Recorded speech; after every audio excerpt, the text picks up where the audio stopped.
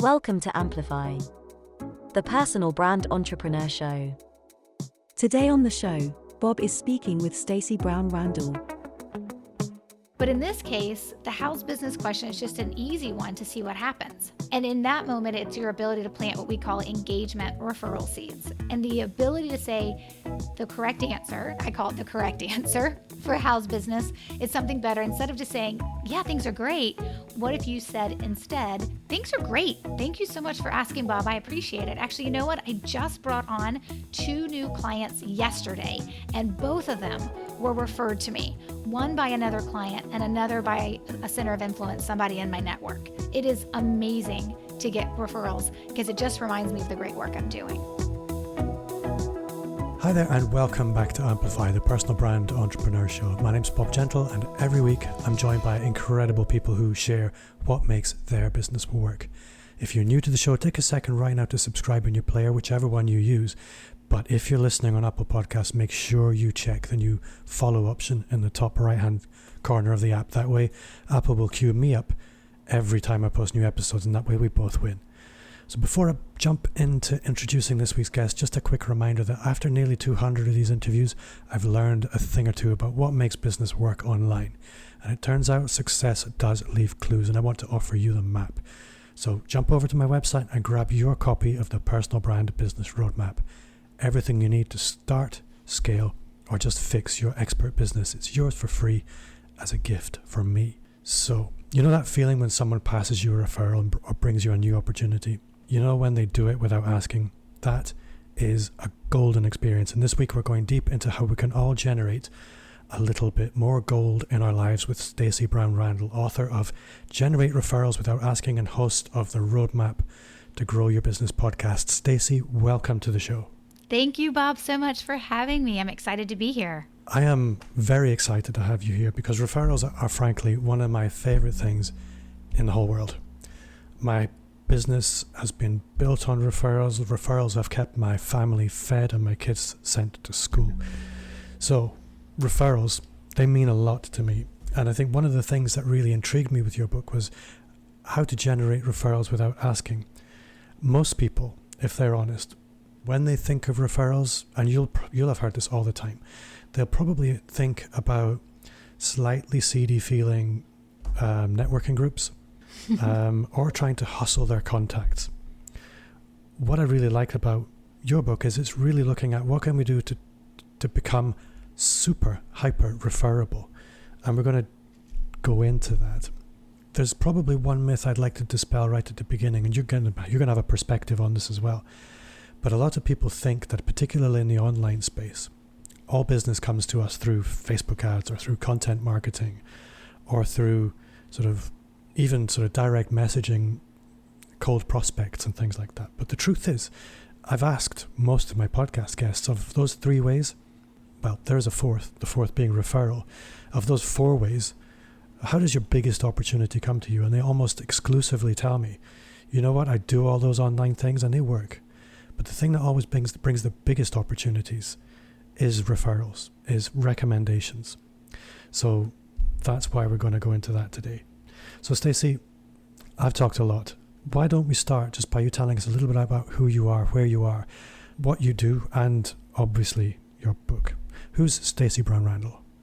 Thank you. So I help small business owners and solopreneurs tackle the age-old question of, can I get referrals without the icky asking piece? And my answer is always a resounding heck yes.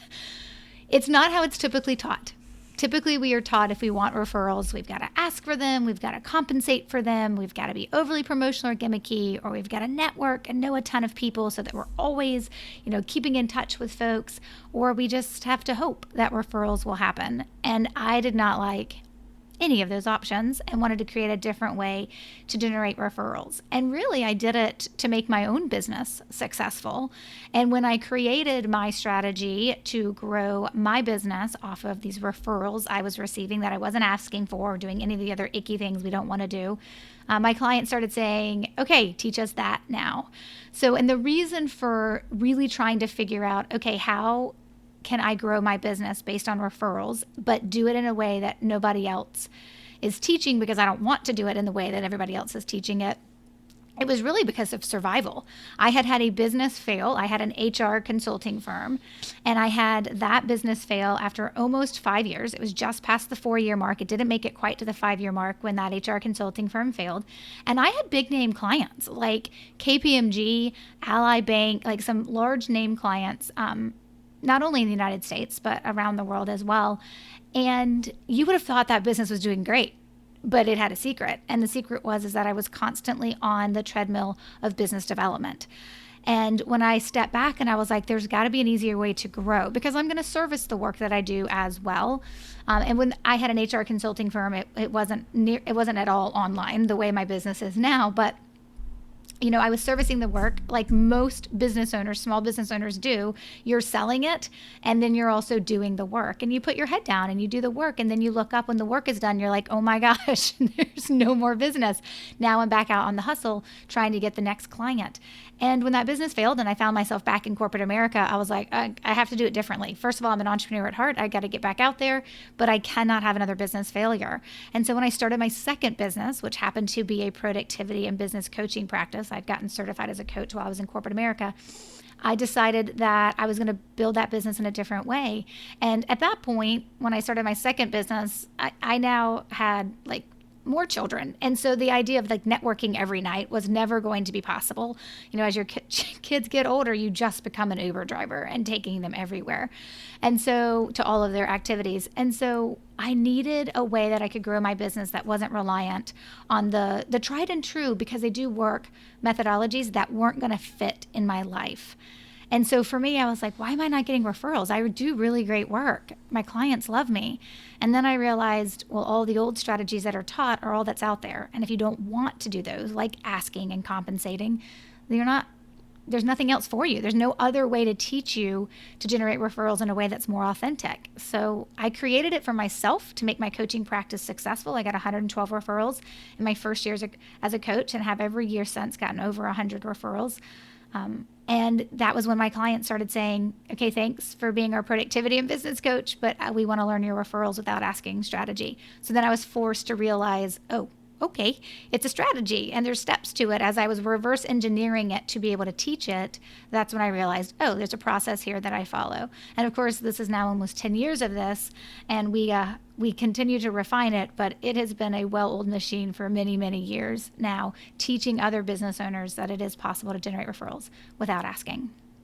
So people listening to this would be jumping up and down, and they're going to slap me if at this point I don't ask you to share a little bit about what that process is, because that's my job, is to ask those questions. And I know that your business is teaching people this, but for somebody who really just wants a 10,000 foot view of the process, what does that look like? Yeah, absolutely. I think it's a great question, and I think it's one we have to tackle. I think it would be weird if you didn't ask, because I'm like, how can anyone know they want to go deeper if they don't first understand what the heck it looks like?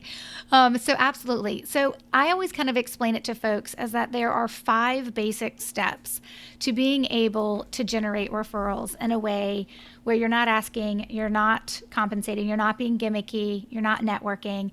But this strategy, I always like to say this at the very beginning, the strategy is based on kind of like 2 disclaimers. Number 1, I'm going to make the assumption as I teach you these 5 steps that you're already referable. So, which means you've received some referrals. I'm not saying you've received dozens and dozens every year over, right? But you do receive some referrals from time to time, which means you've built a business and how you take care of your clients and a client experience that makes you worthy of those referrals. Because if you do great work, you totally deserve referrals. You're just not owed them. And that's where we have to be willing to look at things differently to be able to receive them. And so my first thing is I'm assuming as I teach you these 5 steps that you are referable. If you're not referable, well, we have another program that we talk about how to have that sticky client experience so you can be referable.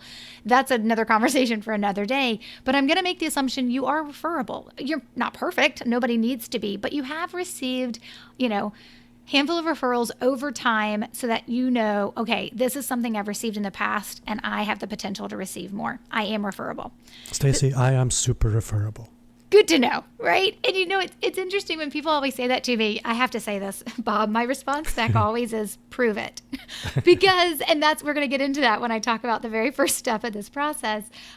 Most people don't like being told to prove it, but I've got a point there. But let me just say the second thing that's kind of like a disclaimer is this is going to sound amazing if you've ever listened to the other ways of generating referrals, like having to ask, who to ask, when to ask, how often to ask, right? Taking advantage of reciprocity. Like if you've ever been taught any of those ways in the referral programs and the compensation and like all those different things, if you've ever been taught how to generate referrals, what I call the old school ways, this is going to sound amazing. But make no mistake, this is still work. And so just as the old ways, maybe icky kind of work, my way is a definitely better way, but there's still a process you have to follow. There's still consistency you have to bring to the table. There's an execution piece that has to happen once you build it. And that's the piece I always want people to know up front. One, you got to be referable, because I'm not talking about that, right? I'm diving into you are referable with the 5 steps. And 2, this is still work. There is no easy button. I do not sell a silver bullet. And I think a lot of people, because it sounds so good, referrals without asking, they actually just think if they just like show up, then they're going to happen. I'm like, no, this isn't magic. There's still work to do. So you've mentioned that you're really, really referable. And my guess is you totally can prove it. But the very first step of my process, where I ask people to prove it when they're like, oh, I'm like, my favorite is people are like, I'm 100% referral based. And I'm always like, prove it. And the way I have people prove it is with our first step. And that is identifying who are your referral sources. Who are your existing referral sources? Those who have referred you in the last 3 or 4 years. So when someone's in my Growth by Referrals program, we actually ask them to pull 3 to 4 years worth of data in their business. And basically what they're pulling is they're pulling their clients, their new clients that they've received over the last 4 years. So they'll pull their new clients from 2021, 2020, 2019, and 2018. They don't really need to go back further than 4 years. That's not really necessary, because if somebody has referred you in the last 4 years and they referred you 10 years ago, well, obviously we're going to capture them because they're in the last 4 years. But someone who referred you 8 years ago and has never referred you since is probably not a viable option. But you're going to look at who are your clients over the last 4 years, your new clients you brought on board over your last 4 years, and where did they come from? You're going to identify the source. So for some of those clients, it may be obviously that they were referred to you, and I want you to capture the fact that they were referred to you and then the name of the person who referred them to you. Of course, that's why we capture what's called the referral source. That's the person, the human that referred you. But you're going to have other things in there too, right? Maybe you met them at a networking event. Maybe they came through a Facebook ad. Maybe they saw you speak on stage. Maybe they heard you on a podcast. Like, there may be other ways that people come to you, but what we're looking for are the clients that were referred to you and the names of those referral sources. So we kind of create this list of our clients over the last 4 years and where they came from. And then we just kind of remove from the list anybody who wasn't referred. And then what we're left with is our identification of who our existing referral sources are, because that is our number one starting point. That makes perfect sense. I think that's a really useful exercise for anybody. I think you're going to probably see one of two things. Either there's not much referral there, or there's way more than you were expecting. Yes, and there's a third thing you'll see too. So you hit the nail on the head. You're definitely going to be like, whoa, I need more. I don't have enough people referring me. I didn't get as many referrals as I thought. Or 2, you're going to be like, how did I miss this? Like, I'm getting so many referrals and I don't do anything to take care of these humans. There may be more referrals I'm missing out on that they could be giving me, but I'm not taking care of them in the right way and building the right relationship. And the third thing is, you may look at that list and be like, wait a minute, where's Bob? Because Bob and I have all these conversations. We go grab beers, or we have all these Zoom meetings, or we're talking all the time over Facebook Messenger, and we talk business all the time. And I could have swore he was telling me all these times that he was connecting me with people, but yet nothing is revealed that he has. Now, here's the thing to think about this. This is based on your clients, the people who said yes to working with you. There is another whole group of people that may have been referred to you that isn't captured in this process. So we go one step deeper. I tell people when they're just kind of doing this without like going through my program to learn how to do it, like stick to what's easy so you'll get through it. But we have our students go through one more step where they actually pull as much data as they have on their prospects. So the people who just didn't become a client. And so with the prospects that you have, what we want you to do is we want you to pull them just like your clients. And you may not have 4 years worth of data. It really depends on your CRM at this point, your client relationship management tool. But wherever you're capturing that data, if you have your prospects, and then you're also going to do the same thing. You're going to capture them and then where they came from. And any of those prospects that were referred to you that you didn't close into a client, we still want those list of referral sources to make it to your master list of referral sources. And more than likely, there'll be overlap. You'll see some people who were on the client referral source list that also show up on the prospect referral source list, only because you don't always close everybody that's referred to you. That's not normal, right? I mean, that's not going to always happen. So this is making perfect sense so far. Good. Okay. So the next step will completely feel out of place, but when I connect it to step 3 and step 4, you'll be like, oh, okay, that makes sense. So step 3 is, and I kind of always feel like somebody's mother when I start talking about step number 2, and that is your ability to think. What people don't recognize, and I hear it all the time because I'm out there as somebody who's teaching referrals. I will get LinkedIn messages, or I will have people come up when I used to be in person doing speaking engagements, or send me direct messages in the Zoom chats when I'm doing virtual presentations. But I'll have people come up to me and be like, what is wrong with people that they can't say thank you when I refer them? Like I once had this financial advisor come up to me and he was like, what is wrong with all the CPAs of the world that cannot seem to say thank you when you send a client to them? I'm like, okay, well, first of all, it's not just one industry, right? Like it actually is a kind of like an epidemic of us not saying thank you in the way we were taught to, in what I call the proper way. And that's a handwritten thank you note. Your ability to thank somebody in the moment of receiving a referral is really important for 2 reasons. Number 1, it tells them that they are valuable and they are worthy of your time, because it takes 0 time to send a text or an email, and it takes more time to send a handwritten thank you note. And it's going to be remembered longer because typically thank you notes hang around longer, which is really important. And it answers the question, why should I send you another referral if you can't thank me for the one I just sent you? So with a thank you note, part of your process, you receive a referral, right? Within 24 to 48 hours, quicker if you're, faster than that, pull out a note card and write a thank you note and thank them for who they referred to you. It's quite simple, but it is amazing to me how many people are like, I want to get more referrals. And I'm like, but you're not even thanking people for the ones they've sent you. And we actually have a process that I teach where we kind of walk through like, hey, have you, all these referrals that you've received, and this step 1 you just did, and you pulled all this data and you've got all these referral sources, or you have like 5, you don't have that many, whatever it is. I'm like, how many of them received a handwritten thank you card? And they're like, and a lot of people will say, I don't know. And if I'm being honest, they'll be like, none. They got emails, they got text messages, right? And I'm like, okay, well, you have to learn how to thank them moving forward, because that's going to factor into how we ultimately take care of them. And let me pause for just a second before I tell you step 3 and step 4, because they go together like meat and potatoes. But let me kind of tell you, with step 3 and step 4, when you're thinking about them and we're coming off of this ability to thank, referrals come from relationships. That's where they come from. They come from me having a relationship with you and trusting you that A, you can solve the problem, and B, you'll take good care of the person I'm sending to you.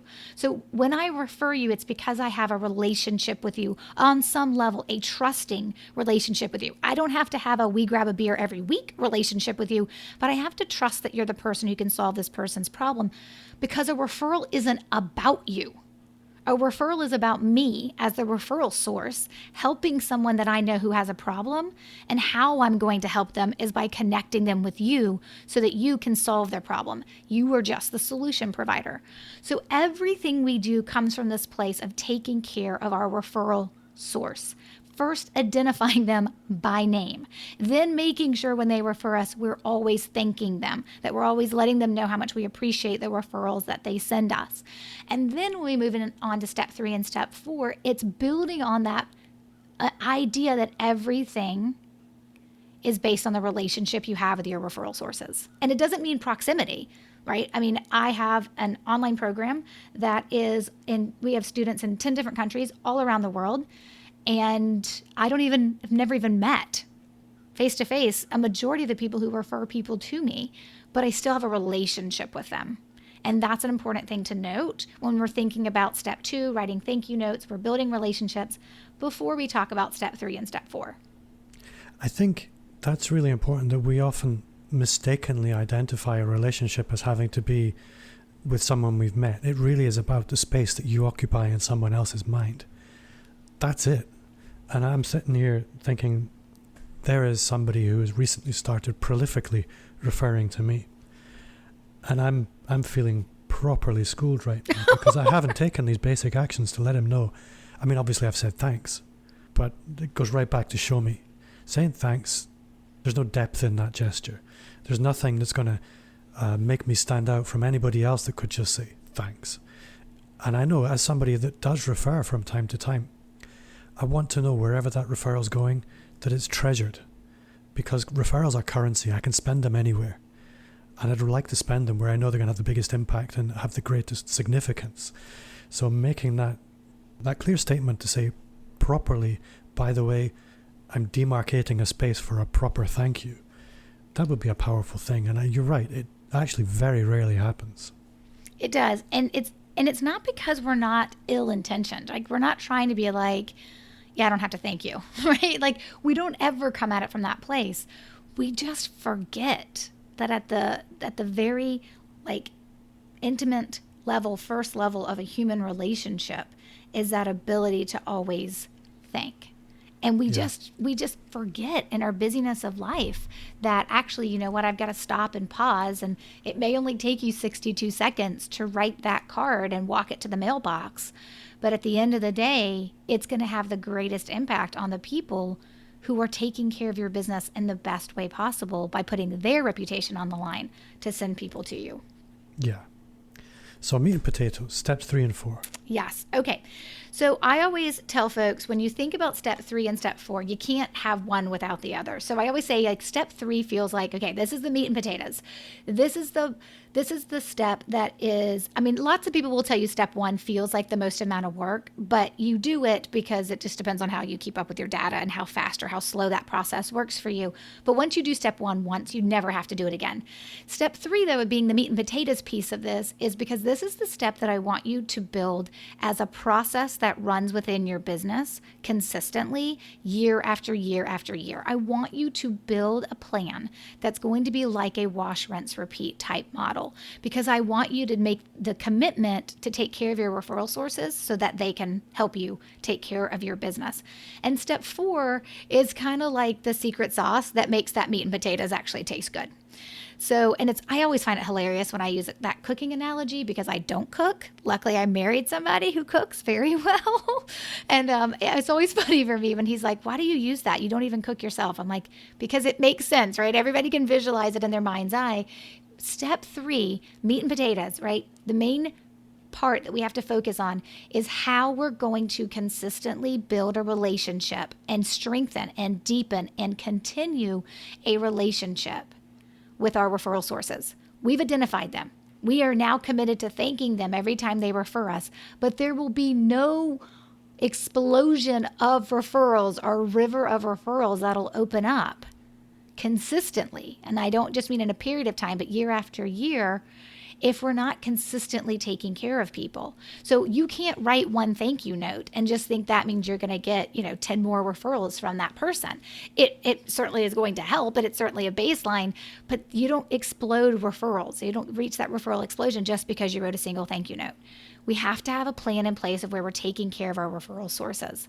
And the way that I describe a referral plan, it is similar to your marketing plan and your prospecting plan in terms of it's a plan you build, and then you're going to execute on it on a yearly basis. But it's different from marketing and sales because everything about it is different. All we know is who our referral sources are. We don't know who the prospects are. So our expectation of what we're going to do is really based on just taking care of those referral sources. And it's a planned approach where we can be memorable and meaningful and stay top of mind with our existing referral sources. And when I say memorable and meaningful, I don't mean your newsletter. That's part of your marketing plan, right? You have a newsletter you send out every month. Great. It's not part of your referral plan. And the other piece of that is it's not you sending out promotional items with your logo on them. That's a gift for you. That is not a gift for your referral source. It also doesn't have to be gifts. Like, I think people kind of get stuck in this mindset of, oh, I've got to thank them and reward them, so to speak, and I've got to shower them with gifts because they're sending me referrals. I have lots of people that I work with that never send a gift because it's not in their budget, or it's not how they want to kind of make sure they're taking care of their relationship.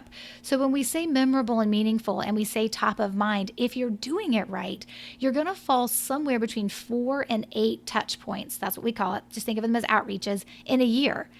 And usually, though, in your first and second year, you're going to probably be closer to 6 to 8 touch points or outreaches to your referral sources. But we're doing this knowing who all of our referral sources are. So it's not individual 6 to 8 touch points, and I have 20 referral sources, so now I've got to do 8 times 20 in a year, right? For individual people, it's the same 6 to 8 touch points for all 20 of your referral sources, because how you build it is based on who they are. And this is always the point where people are like, great, just tell me what my touch points are. And I'm like, what your touch points are going to be, well, that's a great question. It's not the right first question. What your touch points will ultimately end up being is going to be based on who your referral sources are. So let me give you an example, right? When I was a productivity and business coach, that was my second business that I started, right? And as I was trying to build that practice and I was trying to get those 112 referrals in my first year, I started paying attention to who was referring me.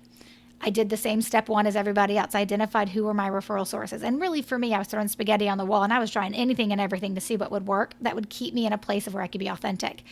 And then I started noticing that patterns emerged, as they always do. And that's kind of how we build our processes. And then from those patterns, I started paying attention to the who. And I realized that more than 80% of the people who referred me were not only business owners themselves, they were also parents.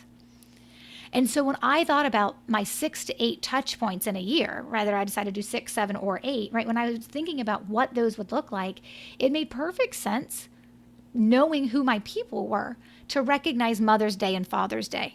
Who expects to hear from the business coach they refer to on Mother's Day or Father's Day? It's just something you wouldn't expect. It's something we teach in the program called the off-guard holiday.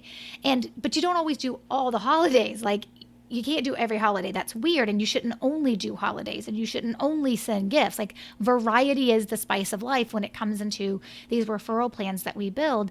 But I recognize Mother's Day and Father's Day because of who my people are. I have a home stager that is in my program. And when I already knew this because I have a number of those folks that happen to be in my program, we have a variety of industries that are in the program. But I use this as an example because it's very specific.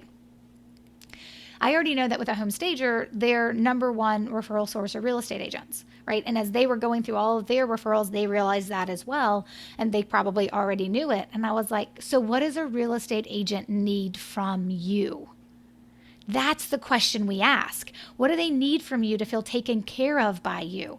And it could look different if CPAs were all your referral sources or business coaches, right? Like, what we do for them looks different. But the way that I teach it and the framework of how I teach it allows you to come up with 6, 7, or 8, whatever your number is your first year, to be able to do those things for the same group of people and only do it 6, 7, or 8 times a year versus feeling like you're doing it, 20 times 7. And so that's really important. But what you do to take care of these people in this way that I teach it, with your memorable and meaningful top of mind touch points that you're going to do throughout the year 6 to 8 times, it doesn't actually mean anything other than feel good without step 4, which is the secret sauce that makes the meat and potatoes taste good. And that's the language that you use. And we use a special, specific language called referral seeds. And that the way that I teach it to my students, I always tell them, like, this is like the secret sauce. Like, this is the piece that you need to understand that's going to make everything else you're doing work. But that's how we direct how our referral sources think about us. If I can impact how you feel about me, and I'm taking care of you, and I'm doing things to acknowledge that I appreciate you, then I have the ability to direct how you think about me in a very, very honest, authentic way by just planting referral seeds. And when we have a plan in place, then we have the right language there as well. It gives us a fully functioning process that we can operate on in our business. So can you give an example of what one of these referral seeds might look like? So what the easiest one that I always tell folks, and is actually one that if people are listening to this and then they're like, I want to learn a little bit more. I also talk about this in my book, Generating Business Referrals Without Asking. I think it's chapter 10, if I remember correctly. I should probably know that. But we do talk about referral seeds. And it is a big proprietary part of what I teach people, of what these touch points should look like and how we build them, and then the language that we use.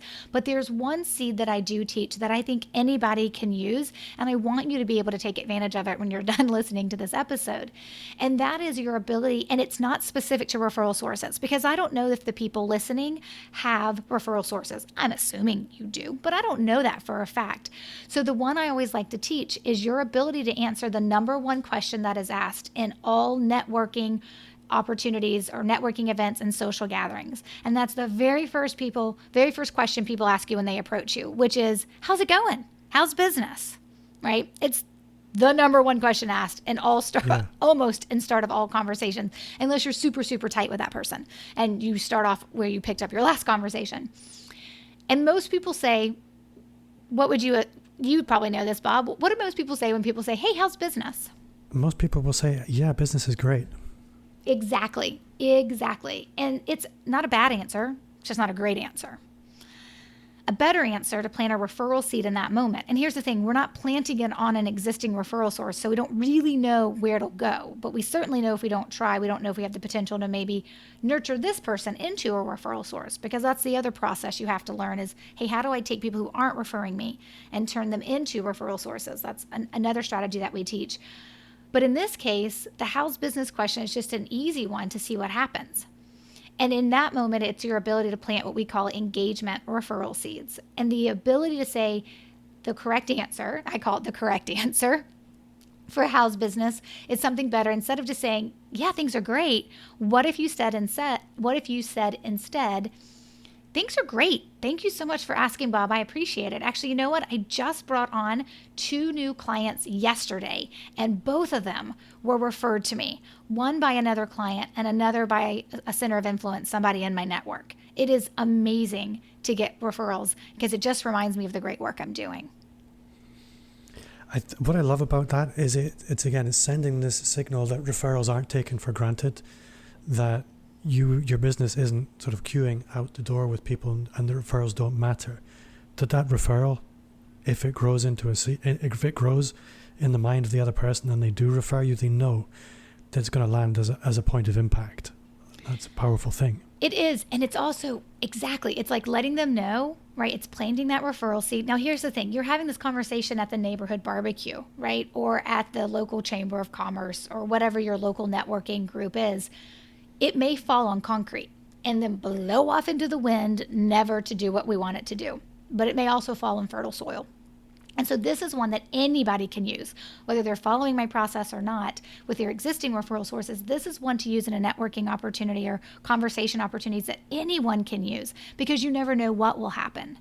But it's important to kind of use that opportunity. Now, do you say that same answer to that same person every time you run into them every other month at that same networking event? No, I would prefer you use a variety, right?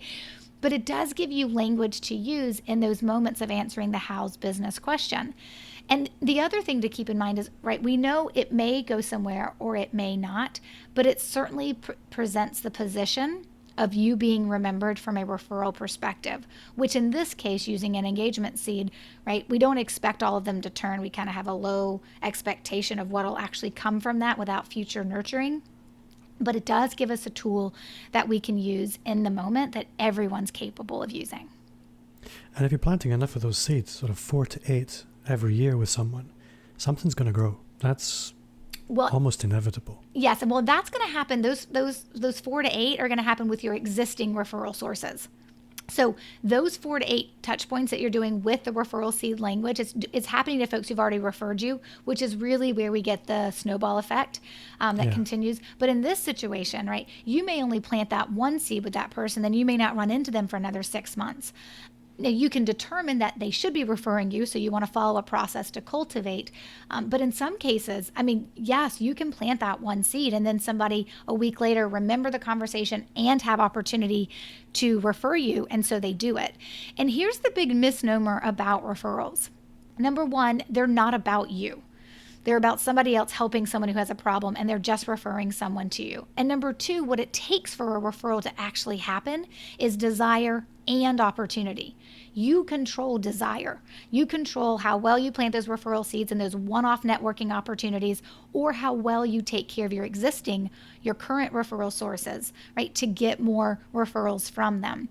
You control the desire for you to be the one they want to refer, but opportunity is all on them. So identifying the right people is really, really important. And in a networking opportunity, you don't know. You're kind of just flying blind. You're having conversations with people. You're planning this house business engagement referral seed, and you're just going to see where it goes and where it takes you. But truly, if you want to make sure that you are having yourself in a position to have people refer you because they have opportunity, that comes down to identifying who's already referred you and or who should be referring you. And those are two different tactics that we actually take and processes that we work. The how we take care of our existing referral sources, it's 4 to 8 touch points, and the how do we turn our clients and contacts into referral sources. This engagement seed to how do you answer how's business can help you in that process, but I just really want people to understand that it may fall more on concrete than it does on fertile soil as you're using it, but your consistency of using it may also help you identify people who could in the future be great referral sources for you. And there's a whole bunch of other seeds if you jump a little deeper into Stacey Brown Randall's world. Yes, there is. So this brings us to step 5. Am I right? Yes. This is our final step. And this is the step that most people, when I say it, will be like, well, that makes sense. That was coming, right? And that is, look, you've identified your existing referral sources. You now know how to thank them properly every time they refer you. You've got a plan in place to run year after year to be memorable and meaningful and top of mind and take care of them, and use the right language to plant referral seeds so that they're thinking about you from a referral perspective. What's left as a busy business owner or sales professional is to have it into a process and a plan. And it's the ability to systematize this whole process so that it actually happens. When I decided to recognize Mother's Day and Father's Day for my top referral sources, I needed to execute on that in May and June. I couldn't get around to Mother's Day and Father's Day in September. It wouldn't have worked, right? So there's the ability to build it, but then put it into a process to making sure the process works. And that means we've got to systematize it. We've got to pull it off the Excel spreadsheet of how you built out your beautiful plan. And we got to make sure you're actually going to execute on those 6 to 8 touch points in your first year. And that just comes down to execution and systemization. And what can you outsource? What can you delegate? What do you have to do yourself? Do you have a team who can help you? And that's really that final step, is just making sure we're setting you up for success to make it happen. I think the reason I love this is a lot of people, when they focus on business development or new opportunity, they focus out into the sort of the great blue yonder where they haven't discovered relationships and everything has to be new. But actually, we all have this power base of people who already know us, people who already like us. And most business owners that I speak to, they don't have processes and systems to properly leverage that. And the truth is, for all those people who don't like sales, cold calling, all these traditional things, they're sitting on a little pot of gold in their existing contacts. And what you've done is paint a really clear picture on how they can sort of cross the divide between where they are and that sort of regular access to this ready opportunity that's just sitting waiting for them. Certainly, I'm going to be reviewing how I approach these things. I think this interview, we've kind of rolled like a hurricane across quite a lot of landscape. And hopefully people are listening being slightly blown away thinking, oh my God, I got some work to do. But in a way that's exciting. It's far more productive to go and look at who are the few people who already love you, who are ready to refer to you, than all these grey faces of people that you have no relationship with. It makes much, much more sense. And the truth is, for most businesses, what you've identified there is probably enough to keep them fed forever. If you just look after those people who already love you, there's probably enough there for you to have an incredible business without having to do all of these yucky things. So I love what we've spoken about. Certainly, I'm going to buy your book and go deeper. Hand up, I haven't done that yet. I'm sorry. That is fine. No worries. Hopefully people listening are inspired to sort of jump into your world a little bit. But if people do want to go further with you, how would you like them to do that? Yeah. So, we believe that this idea that being able to generate referrals without asking is, while we've been doing this for almost a decade, for a lot of people it is new, and where it sounds amazing and awesome, they really have to dig in to understand what it looks like to make it work within their business. So we are the big believers of there's a lot of content that we produce for folks to understand, to make things, available to them as they're going on this journey. Obviously, we have a program where we work with people who want to go deeper and learn the exact model, but there is a lot of information out there. We've got the book, Generating Business Referrals Without Asking. It's available from audio, e-reader, printed copy, however you like to consume your books, and the podcast. If you're not a reader at all and you love the podcast, Roadmap to Grow Your Business, 80% of what we talk about is referral based. So those are two great places to start just to consume the content. Once you land in our world, we've got a Facebook group, we've got a quiz you can take. It's called the Referral Ninja Quiz. We've got all these different things you can do to kind of just figure out where you are, where you're starting from, and then get the right information you need to move forward. You'll just kind of I always just tell folks, I'm like, this is not like the whatever that show is, Alice in Wonderland, right? This is not like the rabbit hole you're going to jump into and not get what you need out of it. This is actually pretty simple. What we teach is actually pretty simple. There's just things you need to understand to make it ultimately work for you. So whether it's the book, the podcast, you just find yourself on our website, StaceyBrownRandall.com.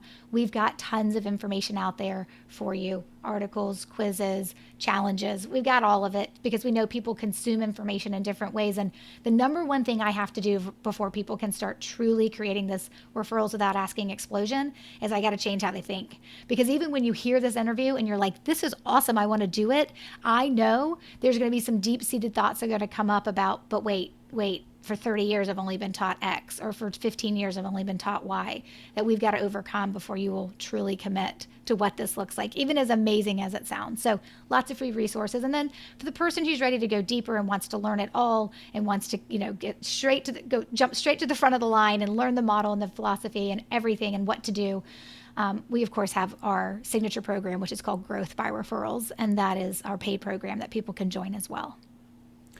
I think as well, just to remind the listener, there are 4 routes that opportunity finds us. And yes, there's all the kinds of hip and trendy things you'll hear everyone talking about. But the most successful people I know, they have a plan for outbound sales. They have a plan for content marketing. They have a plan for ads, and they have a plan for referrals. Don't neglect the referral strategies that will ultimately, as with most of the most successful people I know, bring most of the big opportunity. Doesn't matter what scale, what size people seem to get to, the golden opportunities always come through referrals, through relationships. Stacey, what's one thing you do now that you wish had started 5 years ago? Oh my, there's just so many, right? There's just so many. And I think about all the things I've learned and all the things I now have the ability to do that I didn't back then, with growing my business and scaling my business. But I think about that question from the perspective, if there was one thing I could have told myself 5 years ago that I kind of lean on as my mantra of these days, because I've had the benefit of living through the last 5 years, is that the journey just won't ever go according to plan. It doesn't mean you won't arrive at the destination. It's just that life happens and it may not go according to plan. But as long as you know where you're headed, it's okay to take different routes to get there. And I think for me as a business owner who is also the mother to 3 children, and wants to be an ever-present wife and mom, I think it's just a constant reminder for me, and it would have been great to tell me this 5 years ago when my kids were all in elementary school. They're now all in middle school, which makes them the horrible human age. But just reminding myself that the journey won't always go according to plan, but that doesn't mean you're not actually on the right path and you're not actually headed in the right direction. No wrong path. That's an awesome answer. Stacey Brown Harris, thank you so much for your time. I've had a great time with you, and hopefully I'll speak to you again soon. But for now, thank you so much. Thank you.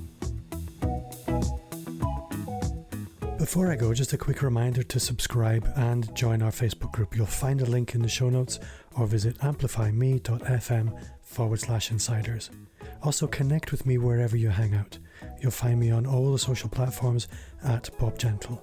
If you enjoyed the show, then I would love a 5-star review on Apple Podcasts. It would make my day. And if you shared the show with a friend, you would literally make my golden list. My name's Bob Gentle. Thanks to you for listening, and I'll see you next week.